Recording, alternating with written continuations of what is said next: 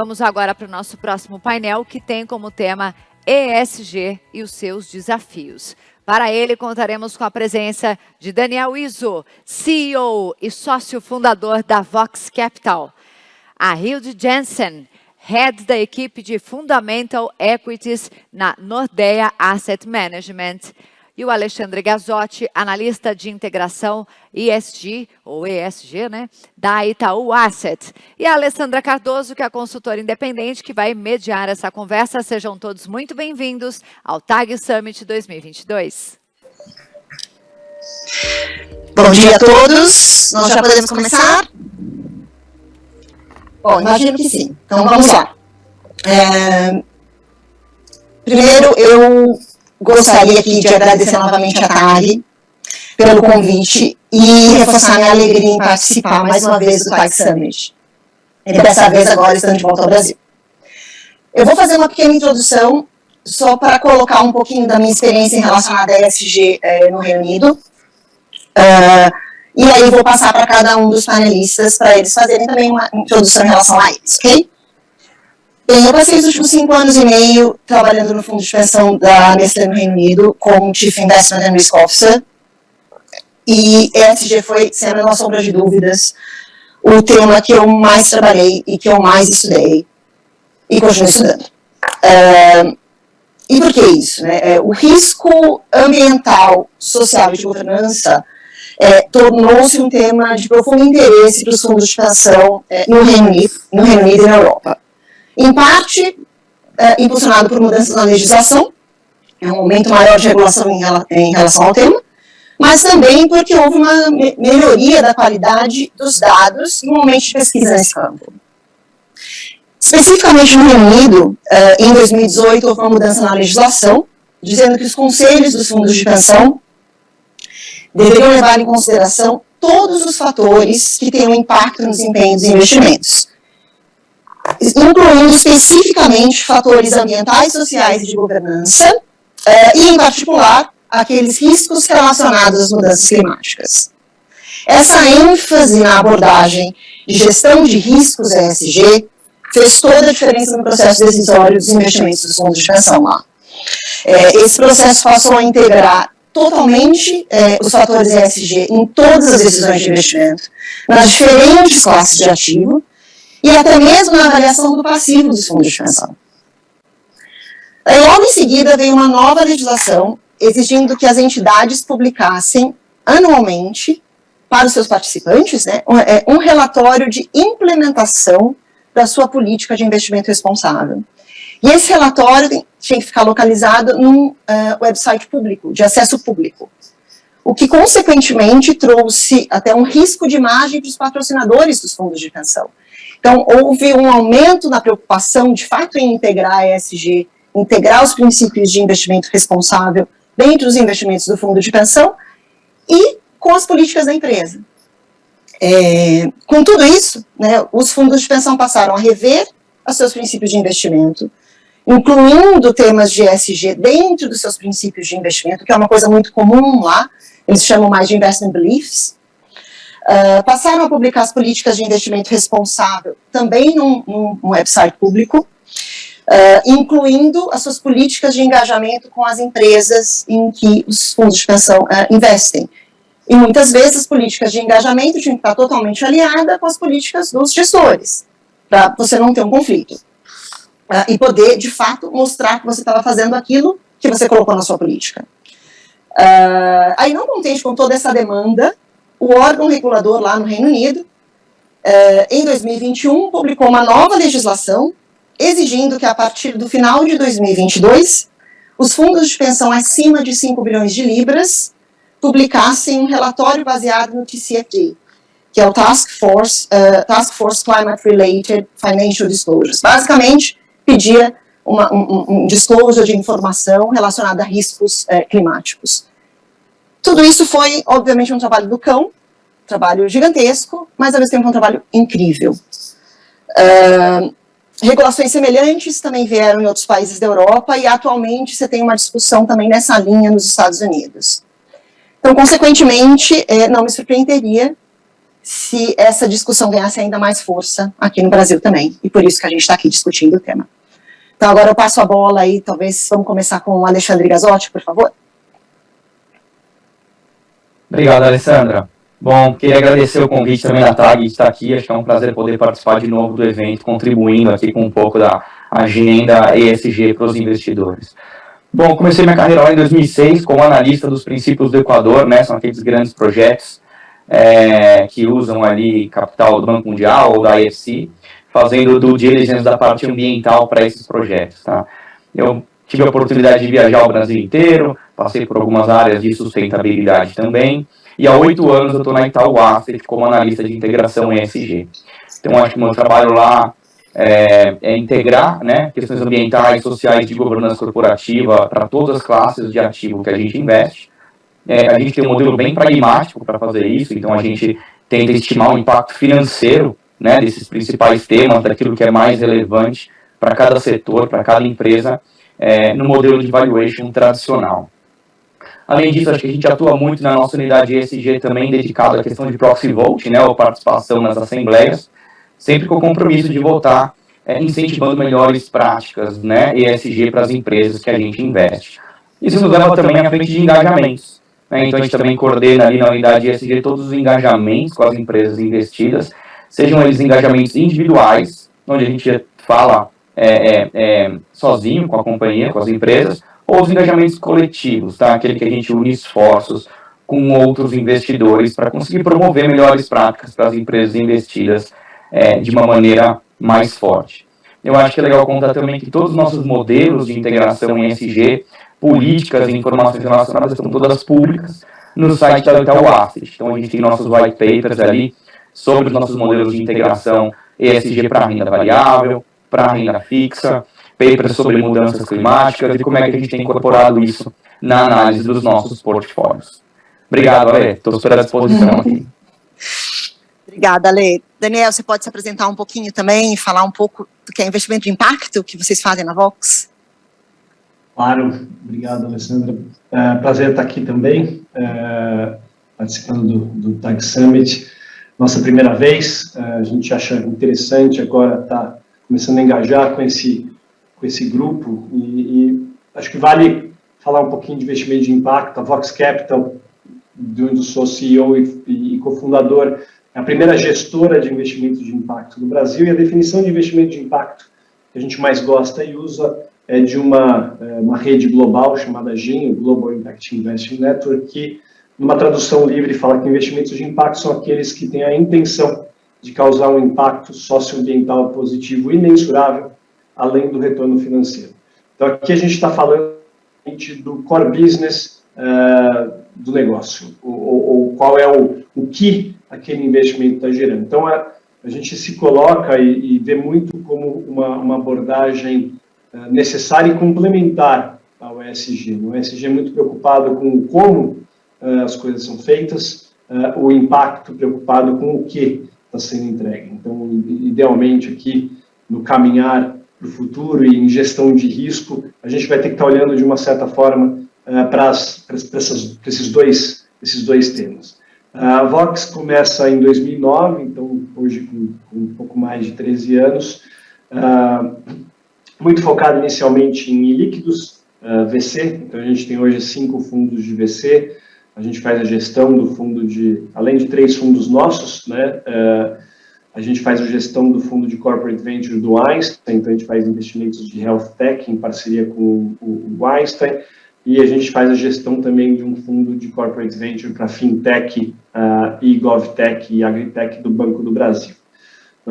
Nossa teoria, nossa tese, nossa filosofia é que dá para caminhar impacto junto com o retorno financeiro. Não à toa, nosso segundo fundo, o fundo que a gente tem um track record aí desde 2016, entrega mais de 60% de retorno ao ano, já devolveu o principal, se coloca entre os 10% melhores fundos de VC do mundo. A gente acha que, efetivamente, para o mundo que a gente está caminhando e para o mundo que a gente acredita que vai ser necessário criar, você não olhar para os impactos que você está gerando em relação aos seus stakeholders é deixar de fora uma análise muito importante de risco que vai se refletir em algum momento já está se refletindo, de uma certa forma, no retorno do seu portfólio.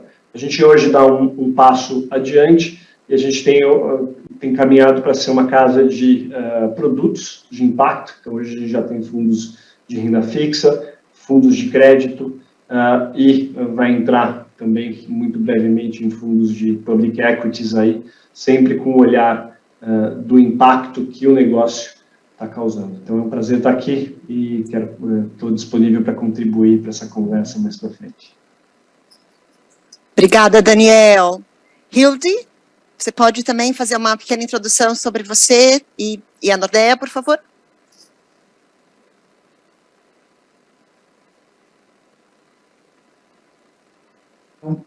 Thank you, Ale. It's a pleasure to be at TAG, and thanks so much for the invitation. Very kind. I am sitting here in the Nordics, so it is probably one of the few days of the year where it's equally warm up here than it is in Brazil. So we'll see how long that lasts. But I'm very pleased to be here and represent Nordea Asset Management. We are a Nordic asset manager, actually the largest in the region, with roughly 250 billion euros under management and also 900 employees across 30 different nationalities. We're quickly growing and very pleased to see some great collaboration with our ver essa colaboração com os nossos clientes da América Latina e também ver esse debate acontecendo num nível bastante avançado. Então, o interesse por investimentos sustentáveis cresce em diferentes regiões do mundo. A equipe que eu represento, como ativos fundamentais, são empresas que têm ativos no mundo todo e procuramos aquelas empresas com a precificação equivocada. E há muitas razões que explicam essa precificação errada, inclusive o ESG. We have actually been working with ESG before it was known as ESG since the 1980s. When we came out with the first sustainable fund here in the Nordics. So again, I would like to highlight that I think the difference between the way that we invest in sustainability and some of the other approaches around the world is that we have a very strong Nordic heritage that really is part of the culture that we bring to the table in the investment process. The team that I manage is also quite diverse. We are 31 investment professionals sitting here in Copenhagen and in Stockholm.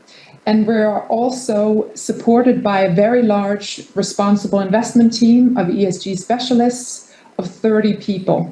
And the ESG team sits inside the investment team. So that is to ensure that there is also a qualitative assessment of ESG factors along with quantitative factors. And this is part of, I think, what makes our investment process quite unique here at Nordea. So thanks again, Ali. I'll put the word over to you.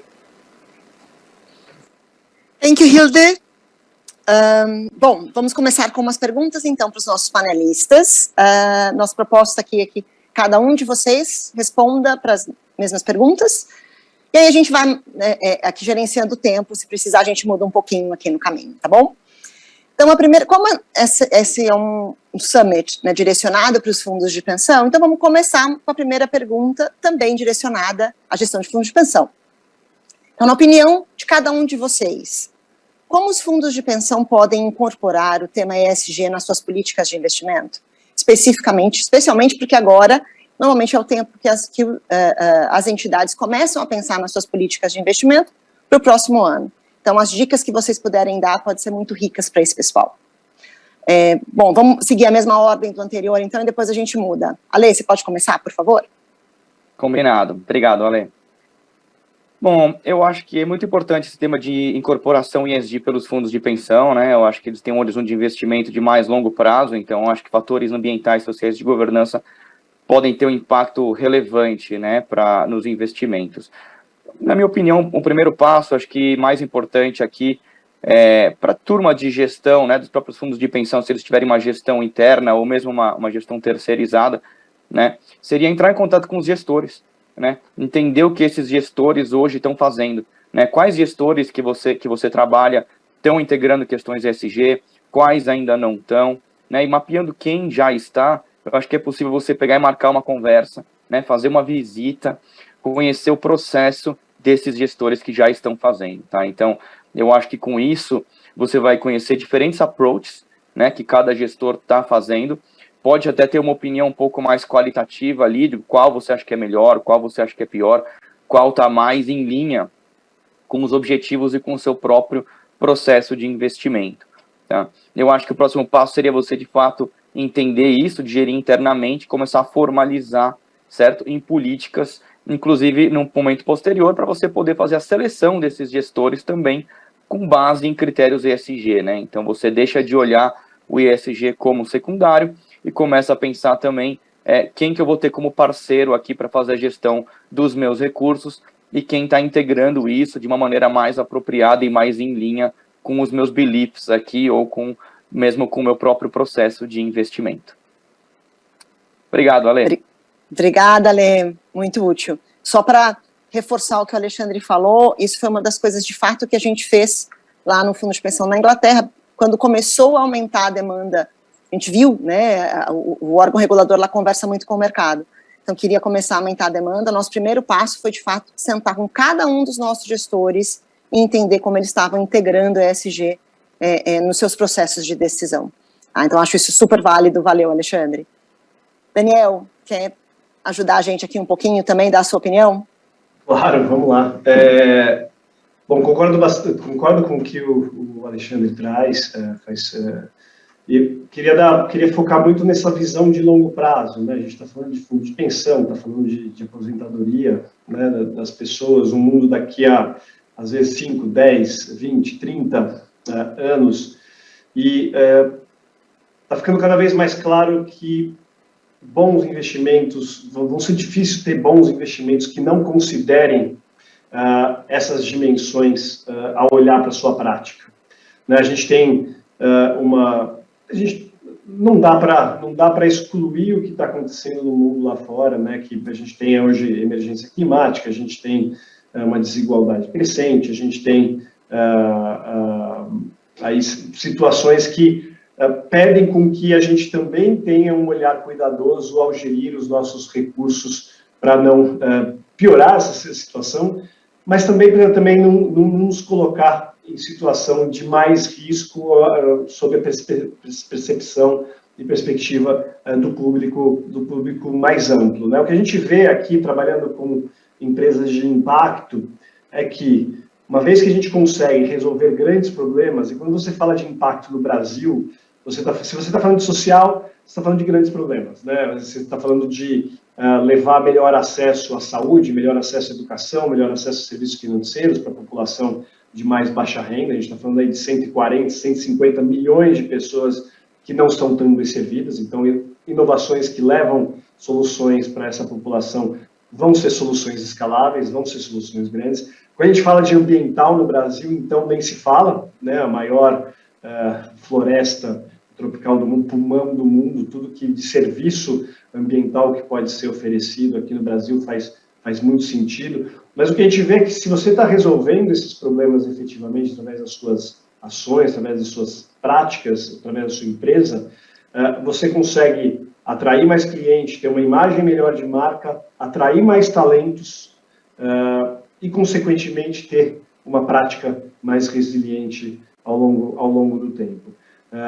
Não à toa, a gente já consegue ver nossos fundos com performances de top quartile, top decile, aí de VC. Então, a questão é de ver as tendências do que está acontecendo no mundo. Acho que ESG, essa discussão de impacto ESG, não é moda, ela é uma tendência, ela veio para ficar, ela vai se aprofundar.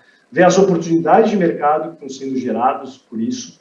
Acho que ninguém discute que o mercado de carbono, o que está em volta do mercado de carbono, vai se tornar uma enorme oportunidade. Já é uma oportunidade, mas só tende a crescer. ainda mais com os compromissos das empresas em ser net zero até 2030, 2040, 2050, de onde que eles vão tirar esses créditos para ser net zero muitas vezes. Então tem muito, olhar as tendências de mercado, olhar onde estão essas oportunidades relacionadas a ESG, tem muita oportunidade de mercado, mercado novo sendo criado, e trabalhar para casar esse investimento no futuro com o que vai ser mais prevalente no futuro. E essas preocupações aqui, eu não tenho a menor dúvida de que elas vão ser...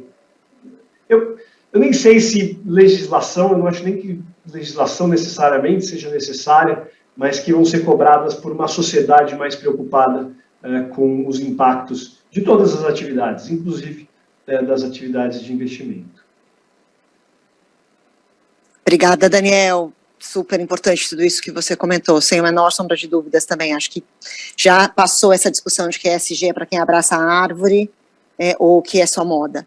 Né?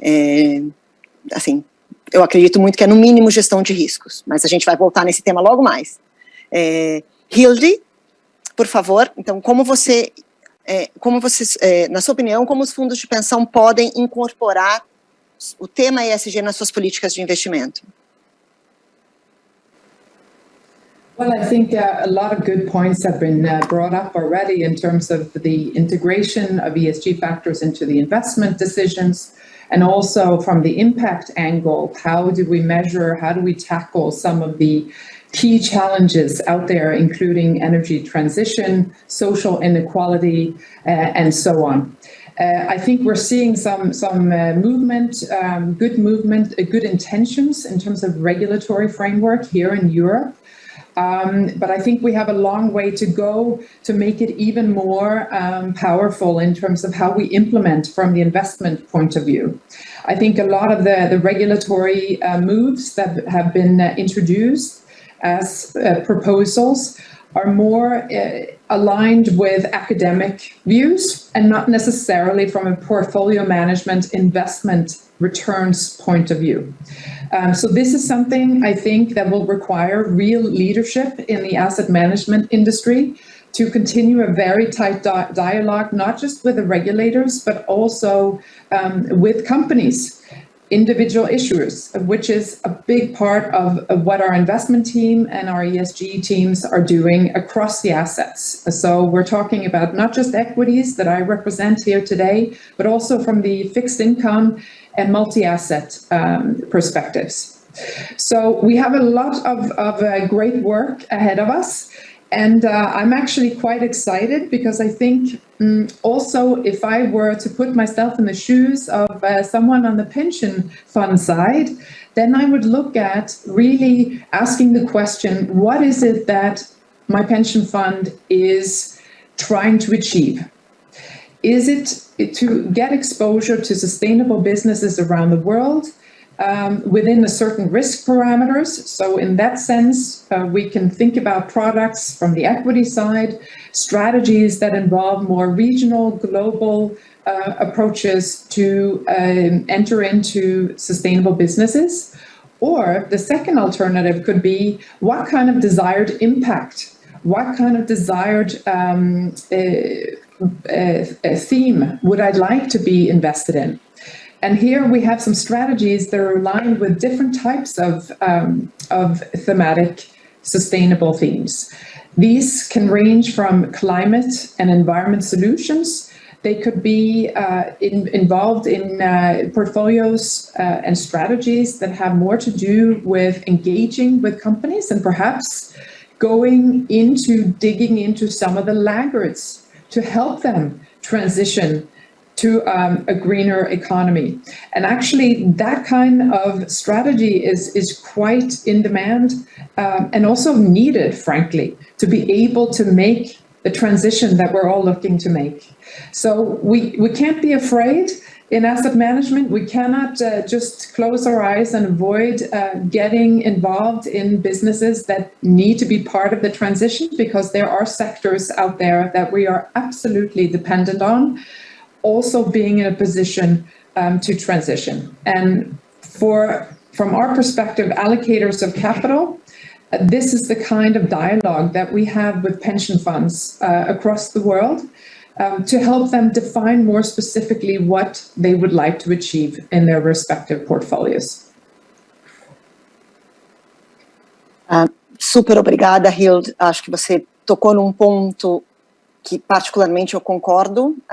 Eu começaria, né, num fundo de pensão, que foi um pouco o que a gente tentou fazer lá no fundo de pensão que eu trabalhava na Inglaterra, refletindo quais eram os nossos objetivos, e a gente daí naquele momento concluiu, com muita discussão, incluindo a patrocinadora, os trustees, né, que são os conselheiros aqui, e a equipe de pensions, e tentando ouvir também os nossos participantes de uma forma mais light, vamos dizer assim, de início, a gente definiu quais eram os temas que a gente queria trabalhar junto aos nossos gestores.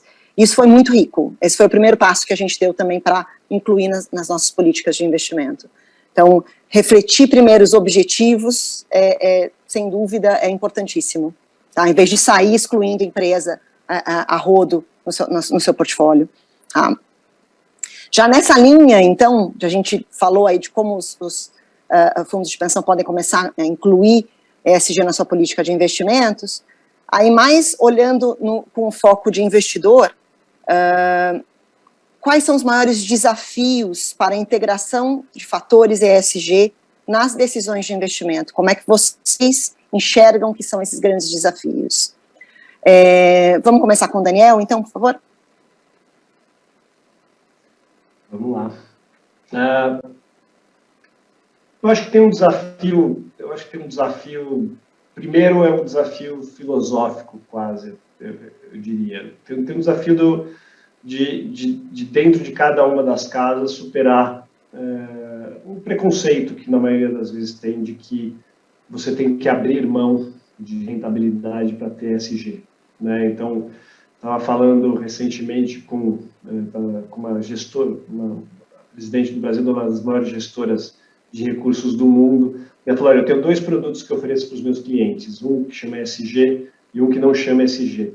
Eu ainda tenho que contar mais, os dois têm a mesma rentabilidade, mas quando eu falo ESG eu tenho que contar mais história do que quando eu não falo, né, sobre ESG. Então, acho que pegar dados, os dados já estão aparecendo, tem dados de mercado mostrando rentabilidade, eu acho que tem todo um trabalho de criar um arcabouço que demonstre que é uma boa decisão de investimento, primeiro. Começa por aí. Eu acho que o segundo passo passa muito pelo um pouco que a Hild falou. Eu acho que tem que se entender o que faz sentido dentro desse tema dentro de casa, né? Qual é a nossa tese de investimento relacionada a esse assunto, né? No caso de impacto, a gente começa muito lá na Vox com a nossa teoria de mudança, sabe? Quais são os pilares que fazem sentido eu investir? Estou olhando para pessoas, o que dentro de pessoas, estou olhando para o planeta, o que dentro do planeta. Então, eu acho que definir um pouco qual é o nosso papel, qual é a nossa intenção ao entrar nesse tema. Porque o tema é muito amplo, né? E tem desde o que você falou, Ale, você citou assim, antes de sair excluindo, mas tem uma tese muito importante de transição. Tem uma tese também muito importante de influência, né? Então, o normal, aí quando você está pensando no ESG 1.0, falar, não vou investir em, sei lá, em mineração e petróleo. Mas tem uma tese de ESG que é muito importante, é de sentar nesses conselhos e influenciar para que eles tenham cada vez uma pegada maior. Às vezes, se você for voltar na ponta do lápis, às vezes isso tem até mais impacto do que excluí-los totalmente do seu portfólio. Então, passa por criar uma tese de investimento, uma política de investimento em relação a esse tema. E eu acho que tem uma coisa também muito importante aqui de olhar temporal. É uma estratégia que deve ser vista por longo prazo, é uma estratégia que deve ser vista por uma perenidade, eventualmente. Então, também colocar milestones e objetivos factíveis e ir acompanhando esses resultados, ajustar o curso. É muito importante que você tenha uma liderança que esteja comprometida com isso e olhando e dando os passos que dá para dar, né?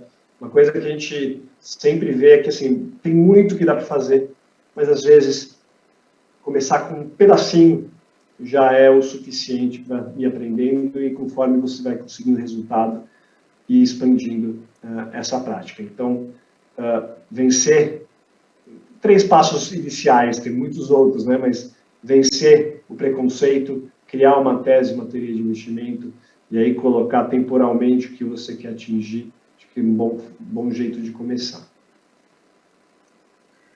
Legal, Daniel, acho que você pontuou super bem como é que a gente entra, né, nessa jornada aí, ESG. E foi legal, você já trouxe um pouco o tema de integração versus exclusão. A gente, lá volto a dizer, fica parecendo eu lá no Reino Unido, mas assim, a gente teve muito essa discussão, né, principalmente no início. Então a gente não quer diminuir o impacto, começou a fazer estudo de impacto no clima, de empresas, como você falou, né, lá na discussão lá é fossil fuels, então mineradora e petróleo. Mas aí discutiu muito a importância de sentar com o management, e essas empresas não vão morrer da noite para o dia, e além disso a gente tinha uma carteira muito forte, passiva em ações. Então essas empresas estão dentro dos índices. Claro, a gente poderia mudar o índice? Poderia, mas não é mais importante, talvez, começar entendendo e influenciando para mudanças, para boas práticas, e até mudando um pouco até o próprio negócio. É claro que tem até um limite que você consegue ir, né, no influenciar, no engajamento, mas é importante ter essa visão também do que apenas sair excluindo. Então, legal você ter trazido isso. Hilde, você quer aqui, então, discutir com a gente, compartilhar com a gente como você vê quais são os maiores desafios para a integração de fatores ESG no processo decisório de investimentos? Thank you. Yes, I think we've touched upon the importance of being able to engage with companies, and that is a core part of our investment strategy as active long-term investors here at Nordea. I think another interesting challenge for those of us that invest in businesses globally is to be able to recognize that there are different parts of the world where ESG is at a different course in their development. So we can sit in Europe with very strict high standards for ESG, and when we venture into Asia, it's completely different way of doing business, of businesses to organize themselves, to incentivize management. Their ability to leapfrog using technology can in some cases actually skip over some of the more resource dependent and heavy manufacturing processes, but we still see that, of course, Asia, Latin America, and also parts of Eastern Europe is still very much at a different level than we are in the Nordics and in EU. So I think that's something to keep in mind. Also, I think another challenge here is that the media sometimes simplify the portfolio management selection process and pointing out specific holdings, perhaps, and targeting specific asset managers in their ability to include those companies in their portfolios. So there's a certain amount of, I think, populism and also simplicity pressures that are coming in from different angles and that are challenging our whole industry. So I think from a very high level, this is one of the key challenges that we have, is to be able to explain to our investors why it is that we feel strongly about investing in those businesses that may not be best in class from an ESG perspective. So it is about communication. It's also about, I think, doing a lot of homework. There is no shortcut to understanding business models and potential impact. I'm sure that Daniel can attest to the fact that you know, when you go into a venture, there's a lot of work behind it, and when you finally make the decision, because it is a long-term decision. And also, Alexandra, in your work of integrating ESG, I'm sure you come across the same challenge. So I think this is a collective challenge for us in asset management. Muito bem colocado, Hilde, muito bem. Na Europa isso está se tornando uma coisa muito complicada, realmente, por causa do papel da mídia em colocando, porque agora como você tem que abrir as carteiras, você tem que reportar tudo, então vai só no ataque, atacando os gestores, por que tem essas posições, por que ainda investe nessas empresas, ainda, acho que esse desafio é um desafio importante mesmo, e tomara a gente vai chegar lá. Obrigada, Hilde. Ale, compartilha aí com a gente o que você acha que são os maiores desafios. Obrigado. Bom, acho que o Daniel e a Hilde trouxeram pontos super importantes, né? E eu vou trazer um terceiro aqui para poder diversificar um pouco aqui o que a gente está comentando. Então, acho que a disponibilidade hoje de informações, né, ESG e a transparência das empresas, eu acho que é um ponto super importante, tá? Então, hoje a gente lá olha para centenas de empresas que a gente tem que, de fato, fazer uma análise ESG, tá? E a gente tem um modelo lá, como eu comentei, bem pragmático, né, tentando estimar o impacto financeiro, né, dos temas ambientais e sociais que são relevantes para as empresas. E nesse ponto, a disponibilidade, né, de informações, até mesmo mais quantitativas, eu acho que é super importante. Então, acho que tem alguns estágios para as empresas reportarem as informações, né. Então, às vezes você vai fazer um projeto ambiental, um projeto social, um novo produto, né, na empresa. Eu acho que o primeiro passo é você contar um pouco sobre isso, né, no seu relatório anual, nos seus ITRs, formato de referência. Agora, um segundo momento, acho que o segundo passo seria você contar quanto que isso está custando, né, para a empresa, que a gente já não vê tanto esse reporte, né, e quando a gente quer estimar um pouco financeiramente, importa para a gente, né, quanto isso vai custar e quanto que você vai ter de receita lá na frente, né, você fez ali um valor presente líquido daquele tema para tomar uma decisão, né, de fazer. A gente vê muitas empresas, ou poucas empresas, na verdade, reportando, né, esse tipo de informação. Então, eu acho que a evolução seria um pouco a empresa falar sobre o tema, né, falar sobre os drivers, sobre a materialidade de cada tema, das suas iniciativas. Num segundo momento, né, que algumas já estão, quanto cada uma dessas iniciativas está custando, de fato, né. E num terceiro momento, que a gente vê muito pouca gente mesmo atuando aqui, qual que é a receita que você está tendo com isso, né? Então, nós investidores vamos conseguir ter uma noção muito melhor ali de quanto que essa agenda ESG, esses produtos ou essas iniciativas, né, que a empresa está tocando no tema, estão custando e vão trazer de receita ali ao longo de 5, 10 anos ou mesmo na perpetuidade, tá? Acho que são temas super importantes e acho que os engajamentos, né, como a própria Hilde e o Daniel comentaram, são muito importantes nesse sentido, né, para promover o maior disclosure, para mostrar para as empresas, olha, os investidores usam essas informações, né, a gente julga isso de fato importante, e quanto mais você reportar, melhor vai ser a nossa análise e a nossa capacidade, né, de conseguir estimar o impacto dos temas ESG para as empresas do nosso portfólio. Isso é especialmente importante quando a gente fala de renda fixa, né, porque muitas empresas ali no universo de renda fixa são empresas fechadas, né, não tem site de relações com investidores, então acho que a transparência, a disponibilidade de informações é ainda pior, tá? Só para tocar num ponto, acho que o Daniel e a gente comentaram aqui também, a questão do desinvestimento, né, ou da exclusão, né, que eu acho que é uma opção, mas eu diria que é a última opção, né, eu acho que aqui a gente tenta sempre engajar com as empresas, sentar ali com o RI, com os executivos, com os conselhos, né, e eu acredito que por mais investidores ESG que tenham ali como acionistas das empresas, isso tende a assumir uma massa crítica, né, onde a gente consegue juntos promover uma mudança muito mais importante do que se a gente simplesmente não investisse naquela empresa, porque teria outro investidor que ocuparia esse espaço e estaria menos preocupado e faria um push muito menor nessa agenda para o planejamento estratégico daquela empresa. Obrigado, Ale. Obrigada.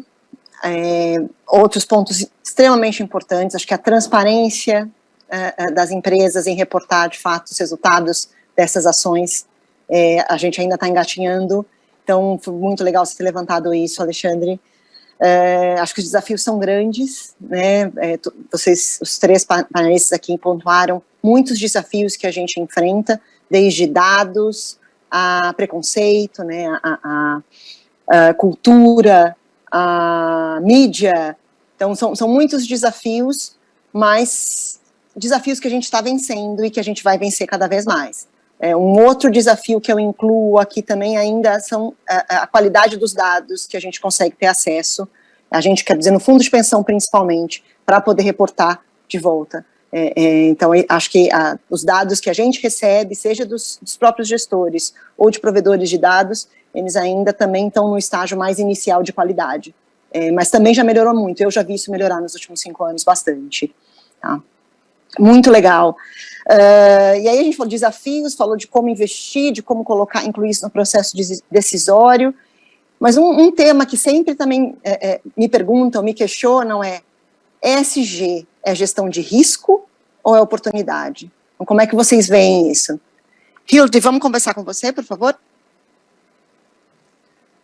Thank you. I think I love this question. I get this question a lot, actually, and I think it reflects some of the early discussions that I remember having on ESG and whether or not ESG is really a cost. Is it just a drag on your performance? Was the original question. Now we've of course moved away from that. We can see the benefit of those companies that are run sustainably, that care about their ability to perform well, but also with respect to the environment, to their workers, to the relationships in the wider community, and in across sectors for those multinational companies. So I think the conversation has evolved, and the way we look at it is actually quite pragmatic and quite simply this. In terms of valuing the companies that we look at significant material impacts that can come in the form of financial factors. So that means we take a very hard look and a close look at the financial statements, but there are also significant factors that could come into play that are non-quantitative, so non-financial, but could have ultimately a financial impact. So those factors we take into account as well. I think for us, we have typically a 3 to 5 year time horizon when it comes to our investments. So what we take a look is a multi-year look out in the future to see what kind of cash flows and what kind of certainty that we have around the future cash flows of a company in question. And by reducing some of the risk, whether it's environmental, social, or governance issues in a business, we're actually reducing the uncertainty of the company achieving those targeted cash flows. So that is essential for us to understand the financial impact. To give you one example, we have Infineon, which is a key provider of technology related to semiconductors in the automotive industry. Here we have a 10% impact on our valuation model, simply because we think the company handles these key risks very well. It's at the top of its peer comparison. And so you can see that 10% boost that the valuation would get, seemingly by just making a few changes and making sure it's both its operating and financial model is strong, then here we have the direct impact on the valuation. So I think this is just one of the many examples out there that we have where we're able to quantify some of these ESG risks that could be perceived as non-quantitative, but we translate them into a quantitative impact in our valuation. So it's about reducing risk, but also in the case of Infineon, it is actually an opportunity in the sense that the valuation of the company receives a boost from having a strong ESG profile. Thank you. Perfeito. Ale, você vai em seguida e depois já vai o Daniel, por favor, a gente ganhar tempo. Obrigado, Ale. Não, eu gostei muito da fala da Hilde aqui, porque eu acho que é uma questão tudo de você estimar o impacto financeiro, né? Então, quando a gente olha para as empresas do portfólio e tenta olhar o que é material para cada setor, né, do ponto de vista ESG, a gente vê pontos de risco e pontos de oportunidade. Então, grandes acidentes ambientais, né, relação com trabalhadores, trabalho análogo ao forçado, né, relação ali com comunidades que estão próximas às plantas da empresa, são sempre riscos, né? Então, a gente tenta estimar o impacto financeiro disso, sempre é um VPL negativo, né? Então, nesse sentido, é para gestão de risco mesmo. Mas a gente olha também para a questão de oportunidade, ou seja, puxa, aquela empresa está desenvolvendo um novo produto, né, um novo produto low carbon, ela pegou a certificação, uma certificação robusta ali de cadeia de fornecedores, né, contra desmatamento. Então, isso tudo tem o potencial de gerar uma receita adicional, né? Então, ali é uma oportunidade. A gente também tenta estimar quanto que esse produto, né, ou essa nova prática da empresa pode, de fato, reduzir seus custos, né? Porque daí também já é uma oportunidade, ou ter um impacto positivo em termos de receita, né? Ou seja, a empresa vai ali ter um diferencial competitivo, né? Ou ela pode acessar novos mercados, porque o produto dela agora realmente tem um impacto ambiental menor, ou está de acordo com alguma certificação, tá? Então, acho que quando a gente olha bem pragmaticamente para a ESG e tenta realmente colocar um valor, né, financeiro, né, nesses temas, a gente vai ver que muita coisa é de risco, muita coisa é gestão de risco, muita coisa é oportunidade, e eu acho que o racional aqui é tentar o equilíbrio, né? Ou seja, vamos tentar olhar para os dois lados, né? E vamos ver, cada empresa é diferente. Então, algumas empresas vão ficar com um net positivo, né? Então, elas estão mais para um ponto de vista de, poxa, essa aqui é uma oportunidade ESG, e algumas vão ficar com um ESG, né, VPL negativo, né? Ou seja, bom, para essa empresa é mais gestão de risco mesmo. Obrigado, Ale.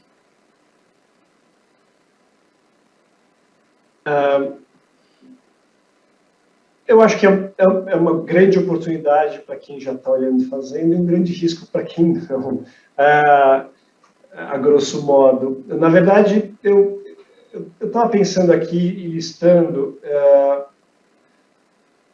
quase tudo cabe como uma oportunidade, né? Eu acho que no seu cerne, ESG é uma preocupação que vai além das métricas financeiras, né? É uma preocupação com algo maior que a gente está vendo que se reflete em, possivelmente, métricas financeiras, em alguns casos, oportunidades bastante interessantes. Mas ela passa a ser um risco se eu não faço isso de forma genuína, se eu estou tentando só, sei lá, meio que cobertor curto, apareceu um problema, ou eu vou lá, tampo com um band-aid aqui, apareceu outro problema, tampo. Mas uma gestão ESG integrada, ela tenta identificar essas questões antes e até corrigir para que isso não aconteça. E eu acho que nesse processo, o que antes era risco, ele passa a ser uma grande oportunidade. Porque é oportunidade de desenvolvimento de novos negócios, oportunidade de maior engajamento com outros stakeholders, com comunidade, com os próprios colaboradores. Então, feito de forma genuína, bem estruturada, consistente, a gente consegue mover rapidamente da visão de risco para uma visão de oportunidade. Quando eu falo aqui, meu chapéu aqui de investidor de impacto, quando eu olho para um país como o Brasil, em que você tem uma das maiores economias dentro do mundo, se você for considerar mercado interno, disparado, claramente dentro das 10 maiores economias internas do mundo, mas ao mesmo tempo você tem aí uma parcela enorme da população sem produtos, sem acesso a serviços de qualidade, essa intersecção, ela pode ser um risco se você não olhar e não der conta, mas ela é uma excelente oportunidade se você coloca os óculos de empreendedor.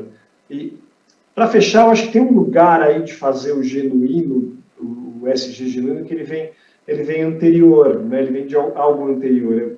Eu brinco que se a gente está pensando realmente no futuro, não tem como a gente não pensar no impacto que o nosso dinheiro está causando, né? Então, não é de dever fiduciário ainda, mas eu brinco que eu não quero só ganhar dinheiro para mim, né, e deixar dinheiro para os meus filhos, mas eu quero deixar um mundo melhor para os meus filhos.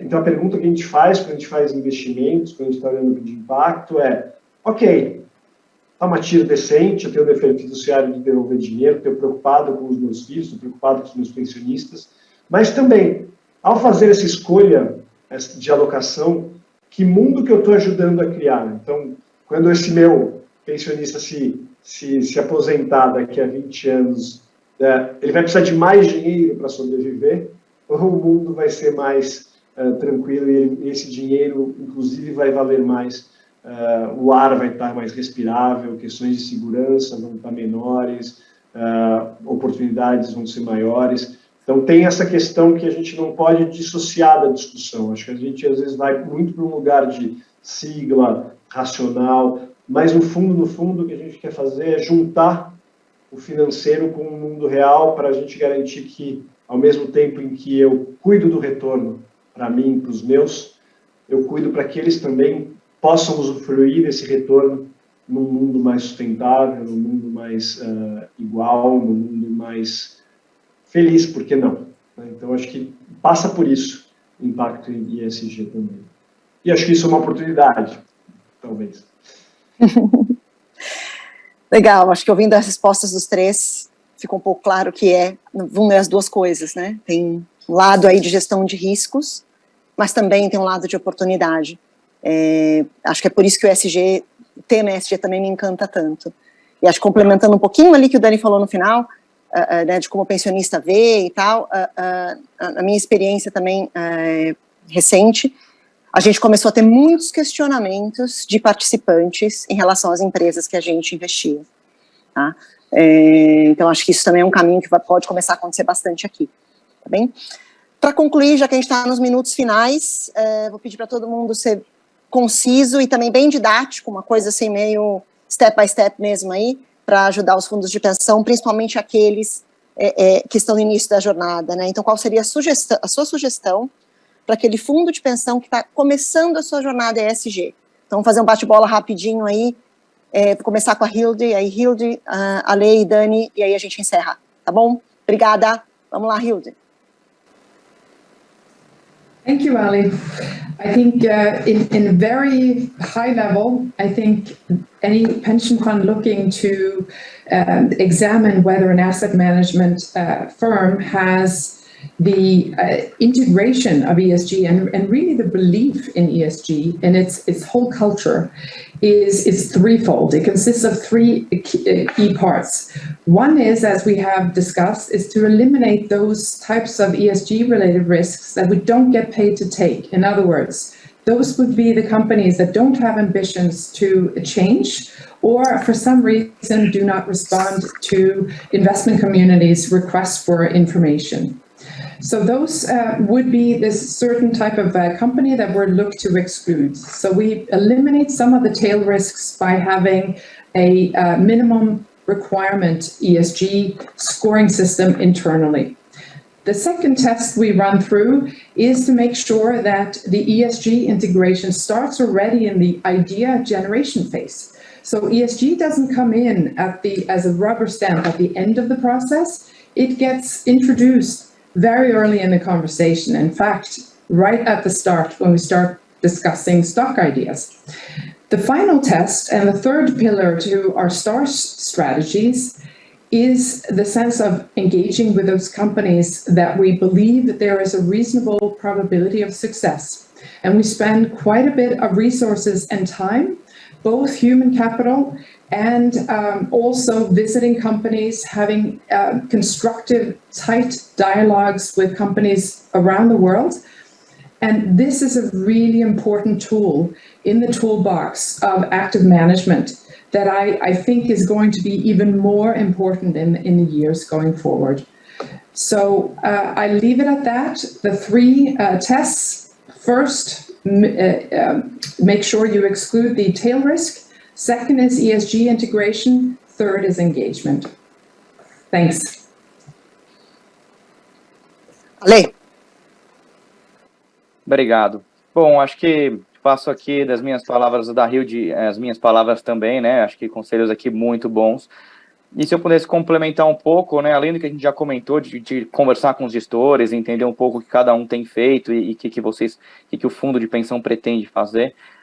Eu pensaria aqui em manter as portas abertas, né? Então, assim, se algum fundo de pensão tiver interesse em conhecer mais sobre ESG, sobre a Itaúasa, a gente está super à disposição. A gente tem materiais públicos no nosso site, tá? Que antes de uma visita ou de um contato, vocês ficam à disposição também para acessar, tá? A gente está super à disposição na nossa unidade de ESG para endereçar dúvidas, questionamentos, mostrar um pouco na prática do que a gente tem feito. E eu acho que a estratégia aqui de integração quantitativa, né, do ESG vis-à-vis engajamento, né, é um equilíbrio ideal aqui, né? Eu acho que não é nem só um e nem só o outro. Eu acho que a gente consegue ter os dois para alavancar a performance aqui, ESG e o grau de integração nas carteiras de investimento. Né? Então, a gente tem integração para todos os nossos fundos, então seja de renda fixa, seja de renda variável, todos eles passam por análise ESG, por integração no processo de investimento, mas a gente tem aqueles produtos que são dedicados, né? Então, tem produtos que são realmente com o selo ESG, de estratégias indexadas ou de gestão ativa, tá? Então, a gente está super à disposição ali para aprofundar no tema para os gestores que tiverem interesse. Obrigado. Daniel?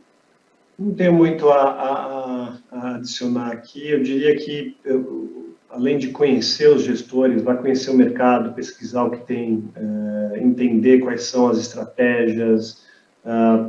Acho que tem um tempo de dedicação de entender o que está acontecendo, poder comparar. Mas eu somaria aqui, acho que mais do que tudo, eu tenho experiência em grandes organizações também antes e eu sinto que o fundamental é ter o compromisso da liderança, né? Então, fazer essa pesquisa com o compromisso da liderança, fazer essa pesquisa, essa comparação, essa discussão com a participação da liderança, ela é fundamental para avançar a agenda. Então, acho que tem um trabalho aí inicial de novo, de convencimento, de base, de fundamentos, que pode aí seguir de uma pesquisa mais aprofundada de mercado para chegar a alguma recomendação, um caminho para cada um. Gente, muito obrigada. Eu anotei aqui, acho que os 3 principais temas aqui que para a gente fechar o tópico ESG para todo mundo que está na audiência ficar na cabeça. Integração, engajamento e compromisso. Tá? Então, vamos trabalhar para a gente conseguir manter essas 3 coisas, que aí não é só no portfólio ESG, isso é no nosso portfólio como um todo, já levando isso já traz também para a nossa vida. Muito obrigada pela participação dos painelistas e novamente obrigada pela TAG abrir esse espaço para a gente discutir um tema tão importante. Bom dia para vocês, bom resto de dia para vocês. Bom, Obrigado. agradecer aqui aos nossos convidados. Recebe uma salva de palmas a nossa plateia. Hilde, Alexandre e Daniel, muito obrigada por reservarem um tempinho aí pra gente. Alessandra, obrigada, parabéns pela moderação. A gente conta com a participação aqui de vocês ao longo da nossa tarde, que ainda tem muito conteúdo. Obrigada, até uma próxima. Tchau, tchau.